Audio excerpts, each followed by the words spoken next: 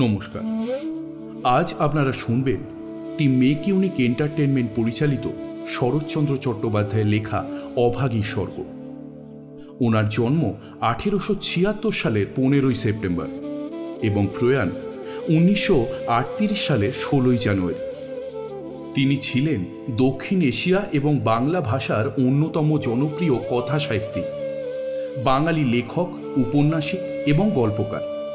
ওনার বিখ্যাত কয়েকটি উপন্যাসগুলির মধ্যে অন্যতম হল বরদিদি, পরিণীতা, শ্রীকান্ত, গৃহদাহ, পথের দাবি ইত্যাদি। এছাড়াও তিনি ঢাকা বিশ্ববিদ্যালয় থেকে 1936 সালে ডিলিট উপাধি পান। শুরু হচ্ছে আজকের আমাদের বিশেষ নিবেদন, অভাগী স্বর্গ।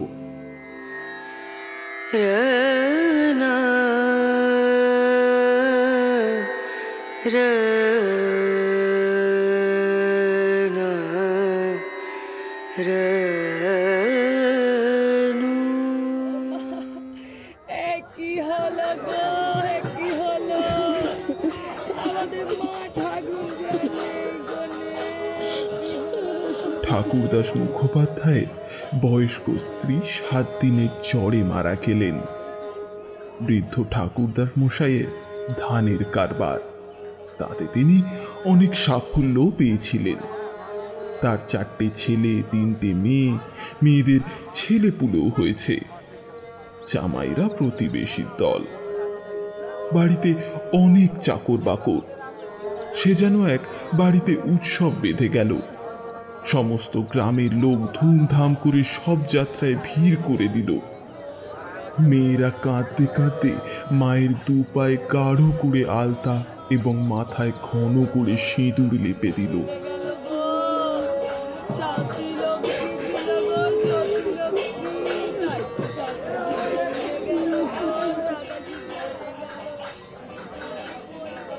বউয়েরা কপালে চন্দন মাখিয়ে বহুমূল্য বস্ত্রে শাশুড়ির দেহ ঢেকে দিল।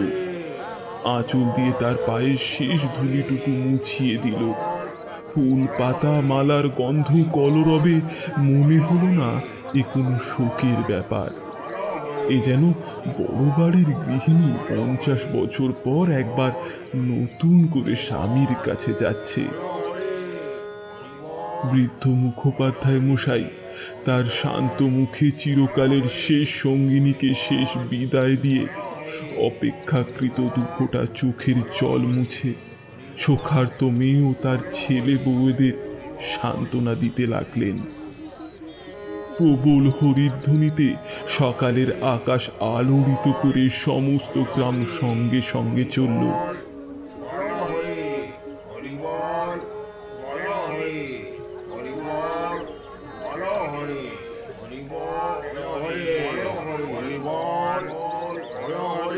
আর একটি প্রাণীও দূর থেকে এই দলের সঙ্গিনী হলো।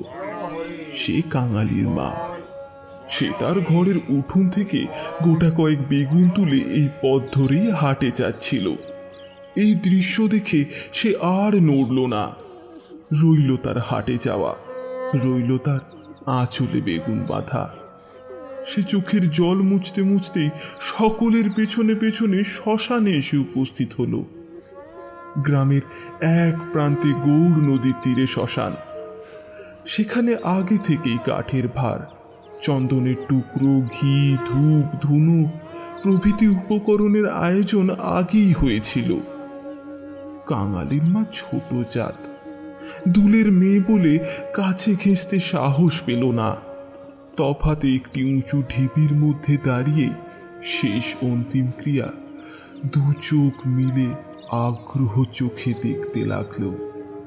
প্রশস্ত পর্যাপ্ত চিতার ওপর যখন সব স্থাপন করা হলো, তখন তার রাঙা 2খানি পা দেখে তার চোখ 2খানি জুড়িয়ে গেল। ইচ্ছা হলো ছুটে গিয়ে 1 বিন্দু আলতা মুছে দিই।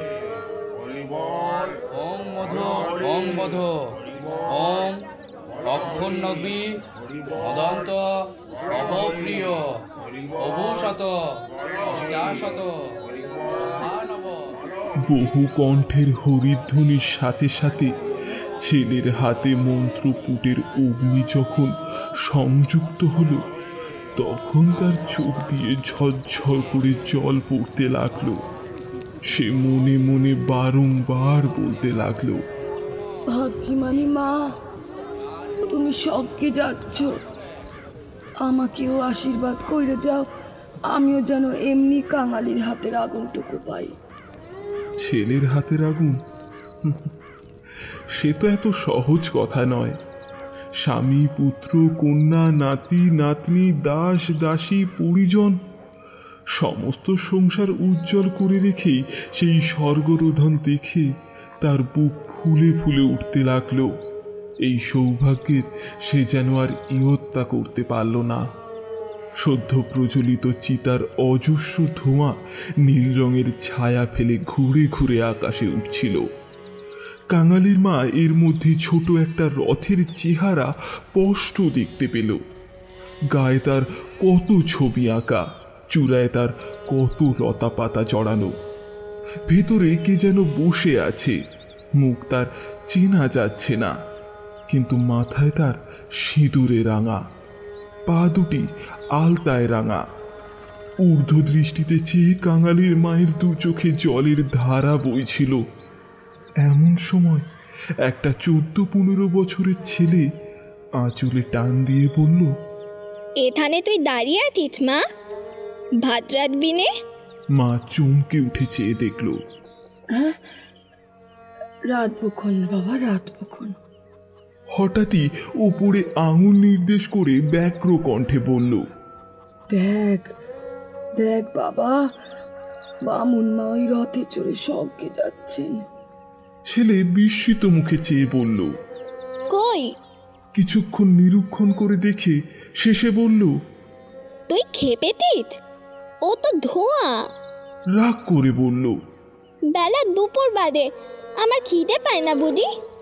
সঙ্গে সঙ্গে মায়ের চোখের জল লক্ষ্য করে বলল, বামুনদের গিন্নি মরেতে তুই কেন কেঁদে মরিস মা? কাঙালির মায়ের এতক্ষণে হুঁশ ফিরল।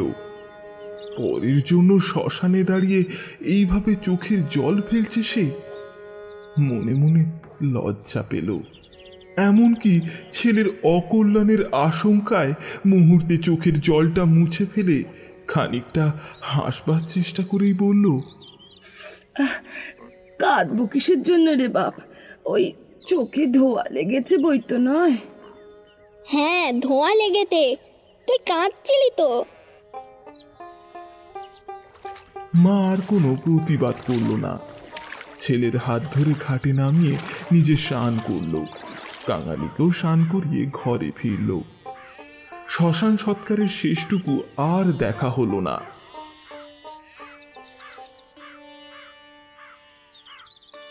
সন্তানের নামকরণের সময় বাবা মায়ের নিষ্ক্রিয়তায় বিধাতা পুরুষ অন্তরিক্ষে থেকে অধিকাংশ সময় ধরে শুধু হেসেই ক্ষান্ত হন না, তীব্র প্রতিবাদও করেন। কাঙালের মায়ের জীবনের ইতিহাসটা বড়ই ছোট। তার মা জন্ম দিয়েই মারা গিয়েছে। বাপ রাগে নাম দিয়েছে অভাগী। মা নেই, বাপ নদীতে মাছ ধরে বেড়ায়। তার না আছে দিন, না আছে রাত। তবু যে কি করে সেই ক্ষুদ্র অভাগী একদিন কাঙালির মা হতে বেঁচে রইল, সে এক বিষয়বস্তু। যার সাথে বিয়ে হলো তার নাম রসিক বাঘ। বাঘের আবার অন্য বাঘিনী ছিল, তাকে নিয়েই সে অন্য গ্রামে উঠে গেল। আর অভাগী তার শিশুপুত্র কাঙালিকে নিয়ে এই গ্রামেই পড়ে রইল। তার সেই কাঙালি আজ বড় হয়েছে, 15 পা দিয়েছে, সবেমাত্র বেতের কাজ শিখতে আরম্ভ করেছে। অভাগীর আশা হয়েছে আর বছর খানেক এই অভাগ্যের সঙ্গে যুদ্ধ করতে পারলেই দুঃখ ঘুচবে। এই দুঃখ যে কি, যিনি দিয়েছেন তিনি ছাড়া আর কেউ জানেন না। কাঙালি পুকুর থেকে হাত ধুয়ে এসে দেখল তার পাতের খাবারটা মা একটা মাটির পাত্র দিয়ে ঢেকে রেখেছে। আশ্চর্য হয়ে জিজ্ঞাসা করল, তুই খেলি নে মা? বেলা গড়িয়ে গেছে বাবা, এখন আর খিদে নেই। ছেলে বিশ্বাস করল না, বলল, না, খিদে নেই কি? কই দেখি তোর হাঁড়ি। এই ছলনায় বহুদিন ধরে কাঙালির মা কাঙালিকে ফাঁকি দিয়ে এসেছে। সে হাঁড়ি দেখেই তবে ছাড়ল, তবে তাতে আর একজনের মতন ভাত ছিল। তখন সে প্রসন্ন মুখে মায়ের কোলে গিয়ে বসল। এই বয়সের ছেলেরা সচরাচর এরকমটা করে না, কিন্তু শিশুকাল থেকে বহুকাল যাবৎ সে রুগ্ন ছিল বলেই মায়ের কোল ছাড়েনি। বাইরে সঙ্গী সাথীদের সঙ্গে মেশবারও সুযোগ পায়নি। সেইখানে বসেই তাকে খেলাধুলার স্বাদ মেটাতে হয়েছে। একটা হাত গলায় জড়িয়ে মুখের উপর মুখটা রেখেই কাঙালি চমকে উঠল। মা, তোর গা যে গরম, কেন তুই অমন করে রোদে দাঁড়িয়ে মরা পোড়ানো দেখতে গেলি? কেন আবার নে এলি?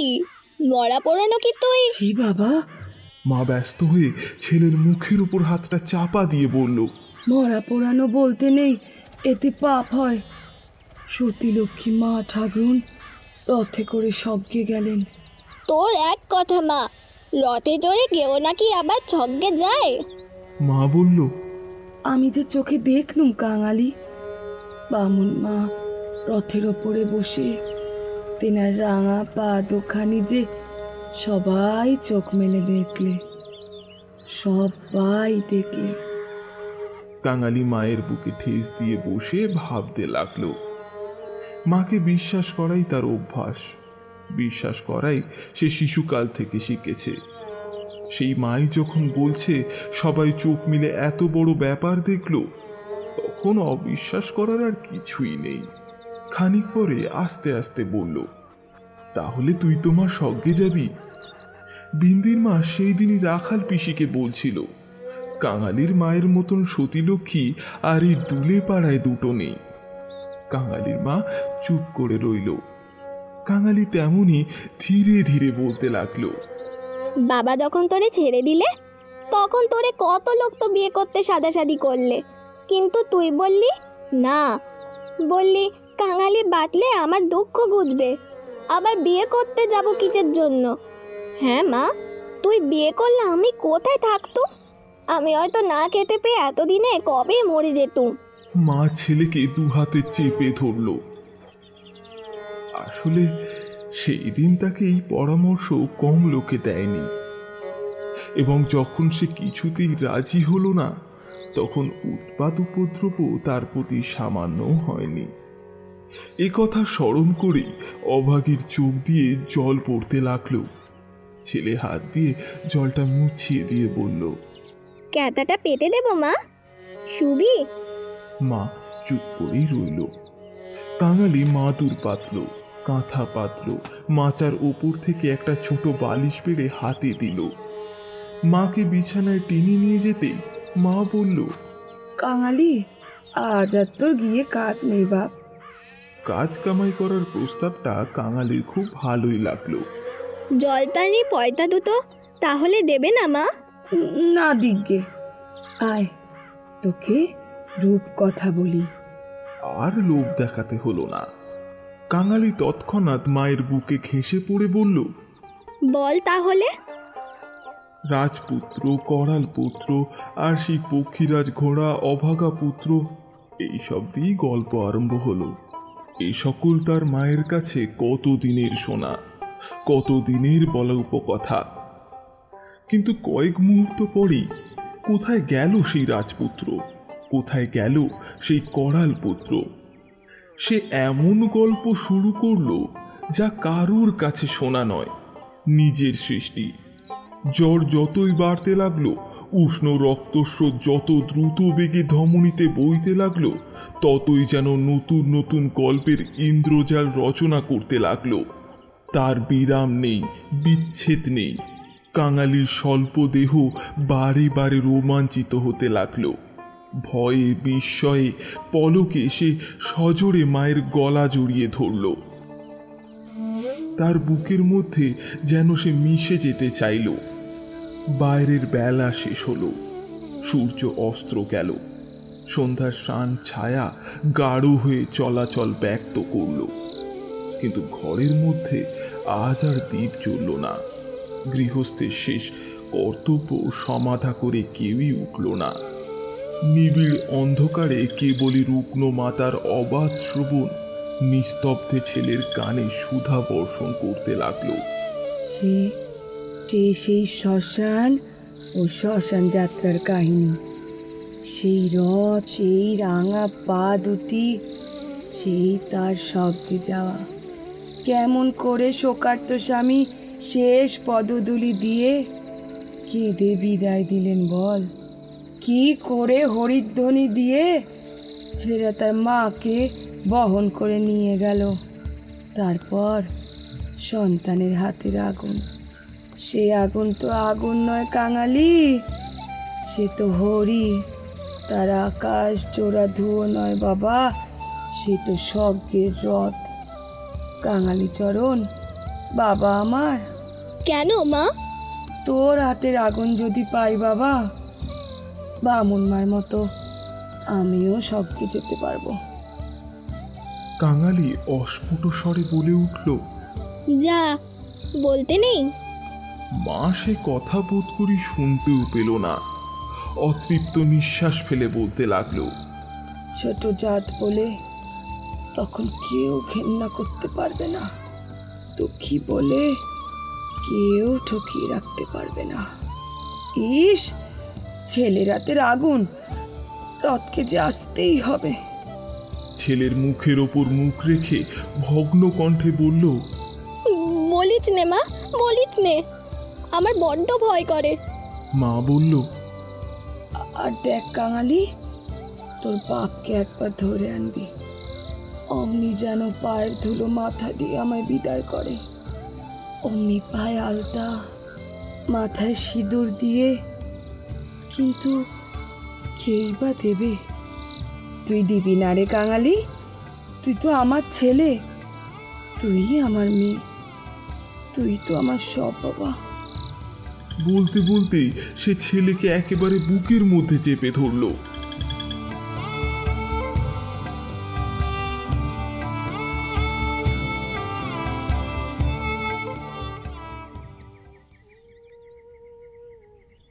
অভাগীর জীবনের কাহিনী প্রায় শেষ হতে চলল।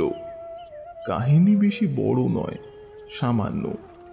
বোধ করি 30টা বছর আজ পার হয়েছে কি হয়নি, কিন্তু শেষ হলো ঠিক সামান্যভাবেই। গ্রামে কোনো কবিরাজ ছিল না, অন্য গ্রামে তার বাস। কাঙালি গিয়ে কান্নাকাটি করল, হাতে পায়ে পড়ল, শেষমেশ ঘটি বাঁধা দিয়ে তাকে 1টা টাকা প্রণামী দিল। তিনি এলেন না, গোটা 4 বড়ি দিলেন। তার কত কি আয়োজন, ফল মূল, আদা সত্ত্ব, তুলসী পাতার রস। কাঙালির মা ছেলের প্রতি রাগ করে বললেন, কেন তুই আমাকে না বলে ঘটি বাধা দিতে গেলি বাবা? হাতে পেতেই বড়িটা মাথায় ঠেকিয়ে উনুনে ফেলে দিয়েই বলল, ভালো হয়তো এতেই হব। পাতিদুলের ঘরে কেউ কখনো ওষুধ খেয়ে বাঁচে নাকি? 2-3 দিন এমনি কেটে গেল। প্রতিবেশীরা খবর পেয়ে দেখতে এলো। যে যা ওষুধ জানত সব বলল। হরিণের শিং ঘষে জল দেওয়া ইত্যাদি অভ্যর্থ। ওষুধের সন্ধান দিয়ে যে যা সে তার কাজে গেল। ছেলে মানুষ কাঙালি ব্যতিব্যস্ত হয়ে উঠল।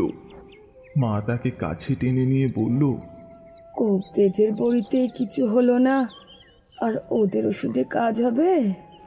আমি এমনিই ভালো হব। তুই বড়ি তো খেলি নে মা, উনুনে ফেলে দিলি। এমনি কি কেউ সারে? আমি অমনি সেরে যাব। তার চেয়ে তুই দুটো ভাতে ভাত ফুটিয়ে খা দেখি, আমি চেয়ে দেখি। কাঙালি এই প্রথম অপুটো হাতে ভাত রাঁধতে উদ্যত হলো। না পারল ফ্যান ছড়াতে, না পারল ভালো করে ভাত বাড়তে। উনুন তার জ্বলে না, ভেতরে জল পড়ে ধোঁয়া হয়। ভাত ঢালতে গিয়ে চারিদিকে ছড়িয়ে পড়ে। মায়ের চোখ ছলছল করে উঠল। নিজে একবার উঠবার চেষ্টা করল, কিন্তু মাথা সোজা করতে পারল না। বিছানায় লুটিয়ে পড়ল। খাওয়া যখন হয়ে গেল, ছেলেকে কাছে টেনে নিয়ে কি করে কি করতে হয় সেই উদ্দেশ্য দিতে গিয়ে তার ক্ষীণ কণ্ঠস্বর থেমে গেল। চোখ দিয়ে কেবলই অবিরাম জলের ধারা পড়তে লাগলো। গ্রামের ঈশ্বর নাপিত নাড়ি দেখতে জানত। পরের দিন সকালেই সে হাত দেখে তার সামনেই মুখ গম্ভীর করল, দীর্ঘ একটা নিঃশ্বাস ফেলে এবং সে মাথা নেড়ে উঠে গেল। কাঙালির মা এর অর্থ বুঝল, কিন্তু তার ভয় হলো না।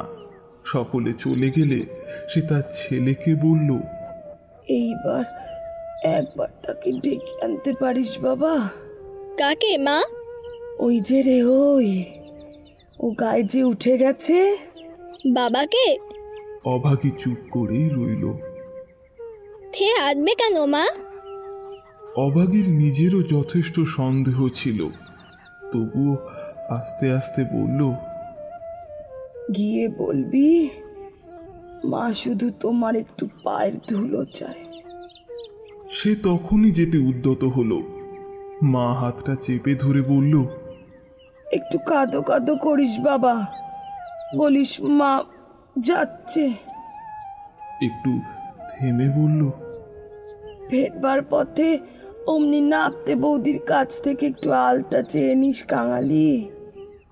আমার নাম করলেই দেবে, আমায় বড্ড ভালোবাসে।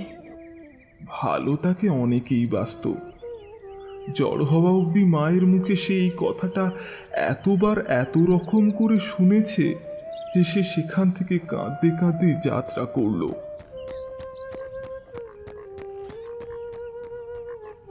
পরের দিন রসিক দুলে সময় মতন যথাস্থানে উপস্থিত হলো।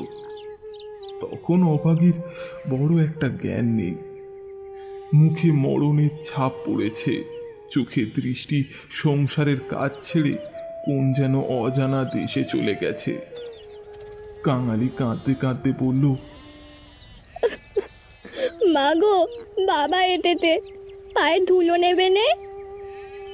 মা হয়তো বুঝলো, হয়তো বুঝলো না, হয়তো বা গভীর সঞ্চিত বাসনা সংসারের মতনই তার আচ্ছন্ন চেতনাতে ঘা দিল। এই মৃত্যু পথযাত্রী অবসর হাতখানি শয্যায় বাইরে বাড়িয়ে দিয়ে হাত পাতল। রসিক হতবুদ্ধির মতন দাঁড়িয়ে রইল। পৃথিবীতে তারও পায়ের ধুলির প্রয়োজন আছে? এটা কেউ নাকি চাইতে পারে তার কাছে কল্পনারও অতীত। বিন্দি পিসি পাশেই দাঁড়িয়েছিলেন।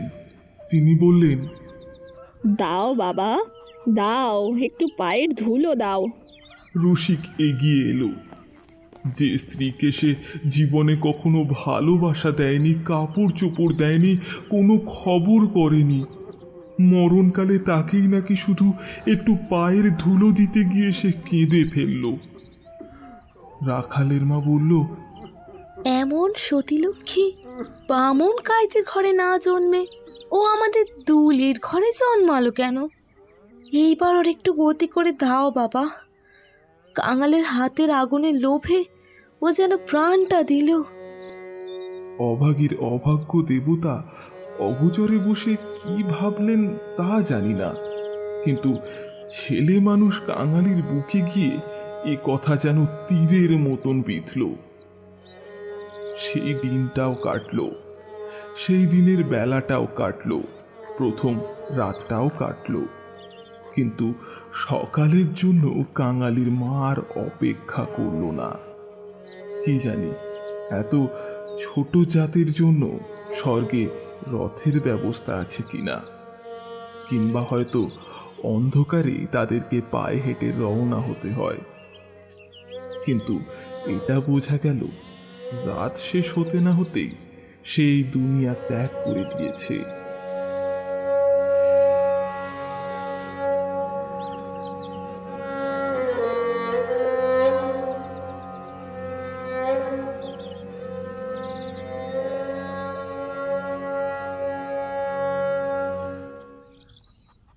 উঠান প্রান্তরে একটা বেল গাছ।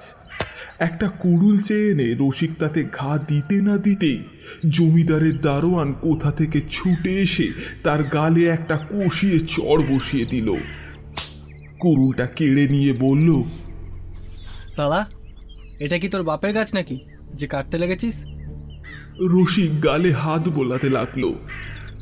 কাঙালি কাঁদতে কাঁদতে বলল, এ দিয়ে আমার মায়ের হাতে পোতা গাছ দরওয়ানজি। বাবাকে খামোকা তুমি মারলে কেন? হিন্দুস্থানি দারোয়ান তাকেও একটা অসভ্য গালি দিয়ে মারতে গেল, কিন্তু সে নাকি তার মায়ের মৃতদেহ স্পর্শ করে বসেছিল, তাই অসুচের ভয়ে তার গায়ে হাত দিল না। হাঁকতে হাঁকতে একটা ভিড় জমে উঠল। কেউই অস্বীকার করল না যে বিনা অনুমতিতে রসিকের গাছটা কাটতে যাওয়াটা ভালো হয়নি। তারাই আবার দারোয়ানজির হাতে পায়ে পড়তে লাগলো। তিনি অনুগ্রহ করে যেন একটা হুঙ্কার দেন, কারণ অসুখের সময় যে যে কাঙালির মাকে দেখতে এসেছিল তারই হাত ধরে শেষের অভিলাপটি ব্যক্ত করে গেছে। দারোয়ানজি ভুলবার পাত্র নয়। সে হাত মুখ নেড়ে জানালো, এ সকল চালাকি না, তার কাছে খাটবে না। জমিদার স্থানীয় লোক নন। গ্রামে তার একটা কাছারি আছে। গোরস্থানের অধর রায় তার কর্তা। লোকজন যখন হিন্দুস্থানির কাছে ব্যর্থ অনুনয় বিনয় করতে লাগলো, কাঙালি তখন ঊর্ধ্বশ্বাসে দৌড়ে গিয়ে একেবারে কাছারি বাড়িতে এসে উপস্থিত হলো। সে লোকজনের মুখে শুনেছিল পেয়াদারা ঘুষ নেয়। তার নিশ্চয়ই বিশ্বাস হলো এত বড় অসঙ্গতা অত্যাচারের কথা যদি কর্তার কান পর্যন্ত পৌঁছাতে পারে, তাহলে এর প্রতিবিধান না হয়ে থাকতে পারে না। হায় রে অনাবিজ্ঞ! বাংলাদেশের জমিদার ও কর্মচারীদের সে চিনত না। সদ্য মাতৃহীন বালক শোকে ও উত্তেজনায় উদ্ভ্রান্ত হয়ে একেবারে ওপরে উঠে এসেছিল। অধর রায় সেই মাত্রই সন্ধ্যাহিক ও যৎসামান্য জলযোগের জন্য বাইরে এসেছিলেন। বিস্মিত ও ক্রুদ্ধ হয়ে বললেন, কে রে? আমি কাঙালি। দরওয়ান দিয়ে আমার বাবাকে মেরেছে। বেশ করেছে। আরামচাদা খাজনা দেয়নি বুঝি? না বাবু মতাই, বাবা গাছ কাটছিল, আমার মা মরেছে। বলতে বলতেই সে আর তার কান্না চেপে রাখতে পারল না। সকাল সকালেই কান্নাকাটি অধরের অত্যন্ত বিরক্তিকর লাগলো। ছোড়াটা মরা ছুঁয়ে এসেছে। আরে কি জানি এখানে কিছু ছুঁয়ে ফেললো নাকি। ধমক দিয়ে বললেন, মা মরেছে তো নিচে নেবে দাঁড়া গিয়ে। ওহ, ওরে কে আছিস রে? আরে এখানে একটু গোবর জল ছড়িয়ে দে রে। আরে কি যাতে ছেলে তুই? কাঙালি সব ভয়ে উঠান থেকে নেমে দাঁড়ালো। আমরা দুলে। অধর বললেন, দুলে? দুলের মোড়ায় কাঠ কি হবে শুনি? মাদে আমাকে আগুন দিতে বলে গেছে। তুমি জিজ্ঞেস করো না বাবু মশাই, মাদে সবাইকে বলে গেছে, সকলে শুনেছে যে। মায়ের কথা বলতে গিয়ে তার অনুক্ষ সমস্ত অনুরোধ উপরোধ মুহূর্তে সংবরণ হয়ে কণ্ঠ যেন তার কান্নায় ফেটে পড়তে চাইল। মাকে পোড়াবি তো? গাছের দাম 5 টাকা। যা আন গিয়ে, পারবি? কাঙালি জানত তা অসম্ভব। তার উত্তরীয় কেনবার মূল্যস্বরূপ তার ভাত খাওয়ার পিতলের কাঁসাটি বিন্দি পিসি 1 টাকায় বাধা দিতে গিয়েছে। সে সেটা নিজের চোখে দেখে এসেছে। সে ঘাড় নাড়ল, বলল, না। অধর মুখখানা অত্যন্ত বিকৃত করে বললেন, না তো মাকে গিয়ে নদী চড়ায় পুঁতে ফেলগে যা। যা। আর কার বাবার গাছে তোর বাপ কুড়ুল ঠেকাতে যায়? হ্যাঁ, বাজি হতভাগা নচ্ছা সব। কাঙালি বলল, সে যে আমাদের উঠোনের গাছ বাবু মশাই, সে যে আমার মায়ের হাতের পোতা গাছ। হাতে পোঁতা গাছ? এই পারে এই বেটাকে গলা ধাক্কা দিয়ে বের করে দিত। পাড়ে এসে ঘাড় ধাক্কা দিল এবং এমন কথা উচ্চারণ করলো যা কেবল জমিদারের কর্মচারীরাই করতে পারে। শালা ছোট লোকের বাচ্চা! কাঙালি ধুলো ছেড়ে উঠে দাঁড়ালো। তারপর ধীরে ধীরে বের হয়ে গেল। কেন সে মার খেল, কি তার অপরাধ, ছেলেটা কিছুই ভেবে পেল না। গুমস্থার নির্বিকার চরিত্রে একটা দাগ পর্যন্ত পড়ল না। পড়লে এই চাকরি তার জুটত না। বলল, পরেশ, এই পরেশ, এই দেখ তো এই ব্যাটার কোনো খাজনা টাজনা বাকি পড়ে আছে কিনা। আর যদি থাকে তাহলে এই জাল টাল কিছু একটা কেড়ে এনে রেখে দেয় যেন এখানে, হারামজাদাটা পালাতে পারে। মুখুজ্জে বাড়িতে শ্রাদ্ধের দিনের মাঝে কেবল একটা দিনই বাকি। সমারোহের আয়োজন গৃহিণীর উপযুক্ত করেই হচ্ছিল। বৃদ্ধ ঠাকুরদাস নিজের তত্ত্বাবধানেই ফিরে এসেছিলেন। কাঙালি এসে তার সামনে দাঁড়ালো, বলল, ঠাকুর মশাই, আমার মা মরে গেছে। কে তুই?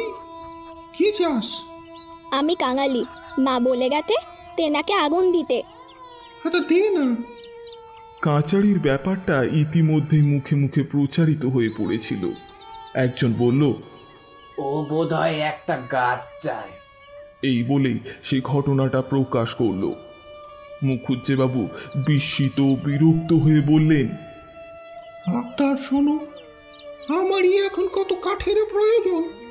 কাল বাদে পরশু কাজ, উনি এখন এসেছেন কাঠ চাইতে। এখনো সবকিছু হবে না, যা যা এখান থেকে, এখনো সবকিছু হবে না এখানে। এই বলেই অন্যত্র চলে গেলেন। ভট্টাচার্য মশাই অদূরে বসে ফর্দ করছিলেন। তিনি বললেন, তোদের যাতে কে আবার কবে পোড়ায় রে? যা যা, মুখে একটু নুড়ো জেলে দিয়ে ওই নদী চড়ায় মাটি দিকে জাগে। মুখুজ্জে মশাইয়ের বড় ছেলে ব্যস্ত সমস্ত হয়ে এই পথ ধরে কোথায় যেন যাচ্ছিল। তিনি কান খাড়া করে একটু শুনে বললেন, দেখছেন ভট্টাচার্য মশাই, সব ব্যাটারাই এখন বামুন কায়েত হতে চায়। বলেই কাজের ঝোঁকে কোথায় যেন চলে গেলেন। কাঙালি আর প্রার্থনা করল না। এই 2-1 ঘন্টার অভিজ্ঞতায় সংসারে সে যেন একেবারে বুড়ো হয়ে গিয়েছে। নিস্তব্ধে ধীরে ধীরে তার মরা মায়ের কাছে গিয়ে উপস্থিত হল। নদীর চরে গর্ত খুঁড়ে অভাগীকে শোয়ানো হলো। রাখালের মা কাঙালির হাতে এক টুকরো খড়ের আঁটি জেলে দিল। তাই হাতে ধরে মায়ের মুখে স্পর্শ করে ফেলে দিল। তারপর সকলে মিলে মাটি চাপা দিয়ে কাঙালির মায়ের শেষ চিহ্ন বিলুপ্ত করে দিল। সবাই সব কাজে ব্যস্ত হলো। শুধু সেই খড়ের আঁটি থেকে যেটুকু স্বল্প ধোঁয়া ঘুরে ঘুরে আকাশে উঠছিল, তার প্রতি অবাক চোখে কাঙালি চেয়ে রইল।